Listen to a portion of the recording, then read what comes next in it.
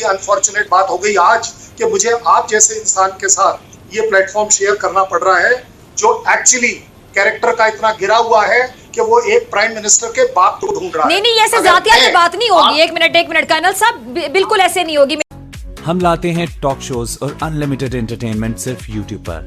अगर आपने अभी तक हमारा चैनल सब्सक्राइब नहीं किया तो अभी सब्सक्राइब करें और बेल आइकॉन को क्लिक करके हमारी लेटेस्ट वीडियोस के बारे में अपडेट जानें। चीन और भारत का सीमा विवाद जहां एक और चरम पर चल रहा है तो वहीं दूसरी ओर चीन खुद को सुपर पावर साबित करने में लगा हुआ है। लेकिन चीन खुद को अपने मुंह से ही सुपर पावर कह सकता है? दुनिया में कोई भी देश उसे सुपर पावर मानने से इनकार कर चुका है। और इस कोरोना महामारी के बाद दुनिया के छोटे छोटे देश भी अब चीन को खुलेआम धमकियां दे रहे हैं। मलेशिया के बाद अब ताइवान ने एक बार फिर चीन को झाड़ते हुए उसकी लंका लगा दी है। ताइवान की राष्ट्रपति ताई वैन इन दोनों भारत की यात्रा पर आई हैं। उन्होंने भारत की सरकार और भारत के लोगों का उनको समर्थन करने पर धन्यवाद प्रकट किया और चीन को खुलेआम ये धमकी दी है कि वो अपनी हद में रहना सीख ले। चीन को ताइवान की मीडिया कई बार उसको उसकी औकात दिखा चुकी है। अभी कुछ दिनों पहले ताइवान ने खुलेआम चीन को गेट लॉस्ट कहा था। भारत की सयाहत मिलने के बाद ताइवान की राष्ट्रपति काफ़ी उत्साहित हैं और उन्होंने चीन से निपटने के लिए हर संभव मदद देने के लिए भरोसा दिलाया है और भारत से भी इस संबंध में मदद मांगी है। ताइवान की राष्ट्रपति की भारत यात्रा से जहां एक ओर चीन गुस्से में है तो वहीं दूसरी ओर चीन का चापलूस पाकिस्तान और पाकिस्तानी मीडिया भारत के खिलाफ प्रोपेगेंडा चलाने में पीछे नहीं हट रहा है। आपको दिखाते हैं ये रिपोर्ट। नाज़रीन, जब बीजेपी ने इंतखाबात के बाद हुकूमत बनाई, नरेंद्र मोदी वजीर आजम बने तो एक राग जो सबसे ज्यादा अलापा गया, सबसे ज्यादा, वो था शाइनिंग इंडिया, यानी चमकता दमकता खूबसूरत बॉलीवुड प्रोडक्शन की तरह चकाचौंध कर देने वाला इंडिया। लेकिन ये सिर्फ एक झूठ है, शराब है, झूठा ख्वाब है। हकीकत क्या है ये आज मैं आपको बताऊंगी। सच ये है कि मोदी के होते हुए भारत को किसी दुश्मन की ज़रूरत है ही नहीं, क्योंकि नरेंद्र मोदी की पॉलिसीज़ ने भारत को शाइनिंग से डाइंग इंडिया बनाने में कोई कसर नहीं छोड़ी। यहाँ किसी की जान महफूज है न माल। भारतीय सड़कों पर, गलियों में, बसों में, शहरों में, गाँव में, देहात में, हर जगह इज्जतें हो रही हैं पामाल। लेकिन भारतीय हुकूमत को है सिर्फ हिंदुत्वा बनाने का ख्याल। वाकई मोदी जी, कोई मुकाबिल नहीं आपका, दूर दूर तक कोई मुकाबिल नहीं है। आज का भारत ऐसा शाइनिंग है कि उसकी स्याही देखकर दिल बकायदा दहल जाता है। कहते हैं कि कुफर की हुकूमत कायम रह सकती है लेकिन जुल्म और नाइंसाफ़ी की नहीं। आज मोदी की मेहरबानियों से भारत में कुफर भी है, जुल्म भी, और सबसे बढ़कर नाइंसाफ़ी भी। बाबरी मस्जिद की शहादत एक बड़ा सानहा था। इस केस में ताख़ीर भी हुई और इंसाफ का कत्ल भी हुआ। भारतीय अदालत ने 32 के 32 मुल्जिमान को बरी करके, मैं कह सकती हूँ ना कि इंसाफ का गला अपने हाथों से घोंट दिया। आप तमाम लोग अग्री करेंगे मेरी बात से। अब आप ये बताएं कि ये शाइनिंग इंडिया है या फिर डाइंग इंडिया। दुनिया में भारत की एक और नई या आप कह लें भयानक पहचान है, रेपिस्तान, रेपिस्तान, रेपिस्तान। बस में ज्यादती के वाक़ये ने बाकायदा दुनिया को झंझोड़ कर रख दिया। लेकिन हुआ क्या? एक के बाद एक वाक़या भारत के मुंह पर बाकायदा कालक मलता रहा। अब हाथरस गैंग रेप वाक़ये से इस वाक़ये ने इस कालक में, इस स्याही में मज़ीद इजाफा कर दिया। दलित लड़की के साथ होने वाले जुल्म पर रियासत को हरकत में आना चाहिए था, मुजरिमों को निशाने इबरत बनाना चाहिए था। मगर हुआ क्या? बीजेपी के रहनुमा इस वाक़ये पर सियासी पॉइंट स्कोरिंग से बाज नहीं आ रहे। कांग्रेस के रहनुमा राहुल गांधी को मुतासरा खानदान से मिलने, जब वो मिलने गए तो खुद पुलिस ने उनको तशद्दुद का निशाना बना दिया। सोचे जरा, आम आदमी की तो यहाँ कोई औकात ही नहीं है। अब मोदी जी आप ही बताएं, क्या क्या इसको कहते हैं आप शाइनिंग इंडिया? क्या ये शाइनिंग इंडिया है या ये डाइंग इंडिया है? अच्छा, वज़ीर आज़म इमरान खान साहब ने एक बार कहा था कि कश्मीर का मसला मोदी के दौर में हल होगा। पहले मुझे शायद इस पर शक था, लेकिन अब मैं यकीन से कहती हूँ, मुझे यकीन है कि ऐसा वाकई होकर रहेगा। अब आप पूछेंगे कैसे? तो जो जुल्म और सितम मोदी जन्नत नज़ीर खित्ते कश्मीर पर तोड़ सकता है वो तोड़ चुका।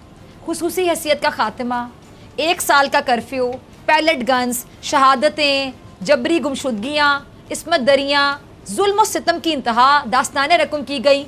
जो रियासती दहशतगर्दी कर सकते थे कर ली, लेकिन हुआ क्या? क्या आज़ादी का नारा गूंजना बंद हो गया? नहीं। क्या कश्मीरी भारत के साथ रहने पर आमादा हो गए?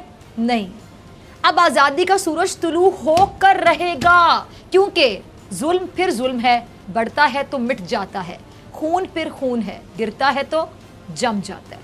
ये गुफ्तगू का आगाज मैं ब्रिगेडियर गजनफर साहब आपसे करना चाहूंगी। ब्रिगेडियर साहब, शाइनिंग इंडिया, नरेंद्र मोदी कहते हैं कि ये शाइनिंग इंडिया है, यानी जलते हुए इंडिया में, शाइनिंग में और जलते हुए इंडिया में इनको कोई फर्क दिखाई नहीं देता। अब आप ही बताएं, क्या इसको कहते हैं शाइनिंग इंडिया या ये कोई डाइंग इंडिया है?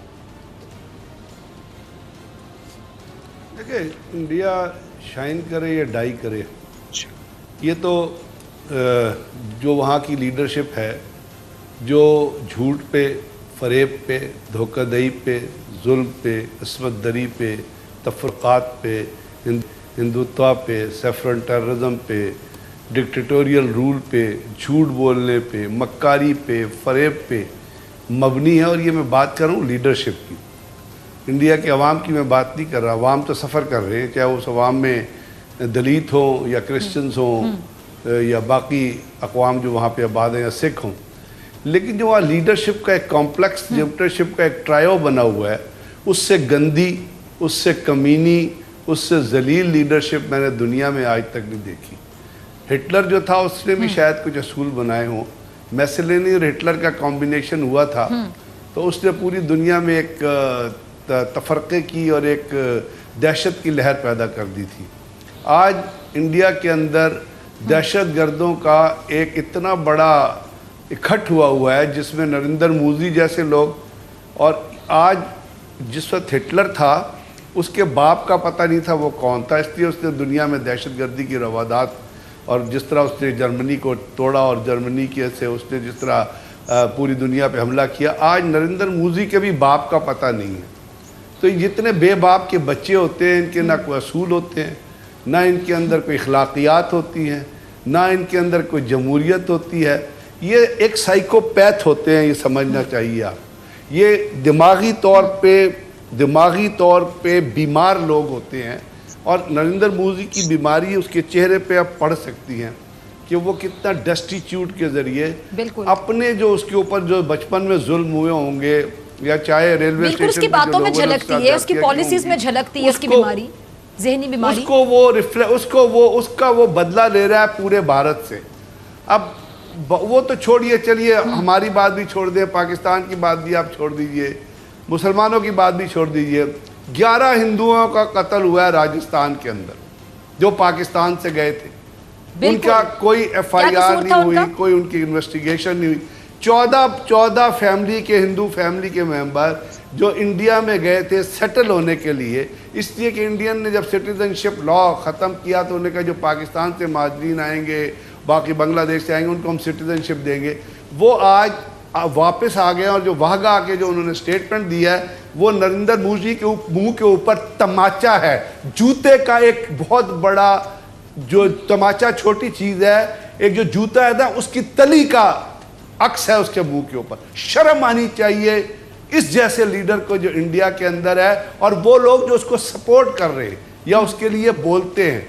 उसमें उनका बिपिन रावत भी है जो अपना आम वो CDS होके पॉलिटिकल कॉम्प्रोमाइज पे आया हुआ है।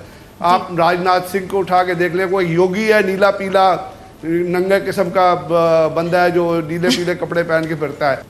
मोदी साहब को ये तो पहली बार नहीं जो आप लोग उनकी नुक्ताचीनी कर रहे हो। वो एक कहावत है, जितना लंबा पेड़ होता है उसका हवा ज्यादा लगती है। मोदी साहब अच्छे लीडर हैं, यही वजह है कि आप उनसे ज्यादा नाखुश रहते हो। गर्मी में हवा गर्म होती है सर, आप बीच में मत बोलिए प्लीज। शाइनिंग इंडिया का नारा, हवा बहुत गर्म हो जाती है। जैन साहब, अब अभी भी मोदी साहब को एक अच्छा लीडर कहेंगे। शाइनिंग इंडिया का नारा 2004 में लगा था।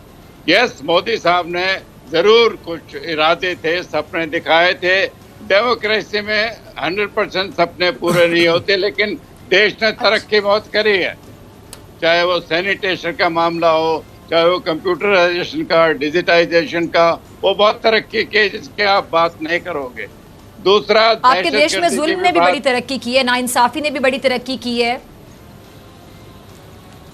डॉक्टर साहब, आपके प्रोग्राम की रेपुटेशन के हिसाब से मैं चाहूंगा कि आप भी चलें, मैं भी चलें और बाकी पैनलिस्ट चलें, और हम एक दूसरे को बात करते समय इंटरफेयर ना करें। Let us be genuinely correct. जी बिल्कुल, मेरे ख्याल से किसने बात की, कोई भी किसी की बात में नहीं बोल रहा जी। ठीक है जी, आप बात कीजिए, कोई नहीं बोलेगा, ठीक है, बारी बारी सब बोलेंगे। अच्छा जी, आप बात करें, आपकी बातों का जवाब मैं ब्रिगेडियर गजनफर साहब आपसे लूंगी, आप जरा सुनिएगा जी कर्नल साहब। मेरा रिक्वेस्ट यही है कि अगर आप बोलने की खासियत रखते हैं तो सुनने की भी सहन शक्ति रखिए। आपने पॉइंट रेज किया है, जी प्लीज सुनाइए, आप शाइनिंग बोलिए तो इंडिया सही। के ऊपर आपने पॉइंट रेज किया है कि आपको शाइनिंग इंडिया दिखता। ये जब पाकिस्तान भारत का पार्ट था तब से एक कहावत चली आ रही है, सावन के अंधे को सिर्फ हरा ही दिखता है। इसी तरह अनफॉर्चुनेटली पाकिस्तान के अंधे को सब कुछ काला ही दिखेगा, शाइनिंग नहीं दिखेगा।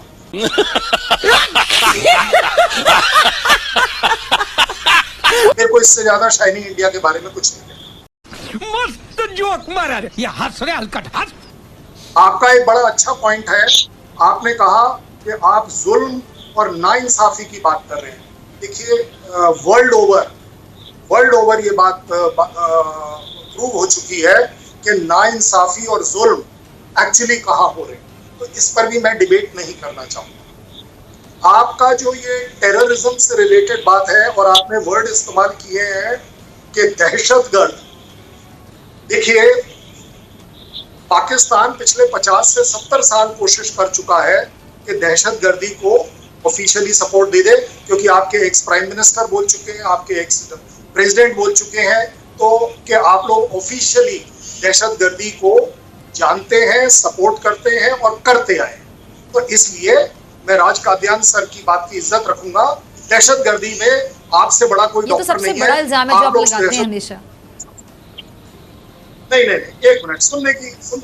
ये जो ब्रिगेडियर साहब थे, हमारी इंडियन आर्मी की रेपुटेशन है कि अफसर जो होता है he is always a gentleman, officer and a gentleman. आप बड़े छोटे किस्म के कोई नजर आ रहे हैं मुझे कि आप ढूंढ रहे हैं कि नरेंद्र मोदी का बाप कौन था। मुझे लगता है शायद आपके यहाँ अपब्रिंगिंग ही इतनी है कि आप हर चीज के अंदर किसी के बाप को ढूंढ रहे हैं। ये मेरे लिए अनफॉर्चुनेट बात हो गई आज कि मुझे आप जैसे इंसान के साथ ये प्लेटफॉर्म शेयर करना पड़ रहा है जो एक्चुअली कैरेक्टर का इतना गिरा हुआ है कि वो एक प्राइम मिनिस्टर के बाप को ढूंढ रहा है। नहीं, ऐसे जातियाती बात नहीं होगी। एक मिनट कर्नल साहब, बिल्कुल ऐसे नहीं होगी। मेरे मेहमान है ब्रिगेडियर गजनफर साहब, ये नहीं कि वो पाकिस्तान से हैं। अगर मेरा वो पाकिस्तानी पैनलिस्ट भी आप इस तरह बात करेगा आपके कैरेक्टर पे, तो मैं उनको भी इसी तरह टोकूंगी। ये कैरेक्टर पे और ये इस तरह के शख्स के साथ बैठा, ये मैं अपने प्रोग्राम में बर्दाश्त नहीं करूँ। देखा आपने किस तरह से इंडियन आर्मी के ऑफिसर ने फिजा खान और उसके जिहादी कर्नल की धज्जियां उड़ा दी, और अब फिजा खान का खित्ता जो है तिलमिला उठा है। तो दोस्तों, ये थी आज की मजेदार वीडियो। आपकी वीडियो कैसी लगी प्लीज इसे लाइक कीजिए, शेयर कीजिए और सब्सक्राइब करना ना भूलिए आपके चैनल EFCTZ को। और आप फिजा खान के बारे में कमेंट्स करते रहिए। जय हिंद, वंदे मातरम।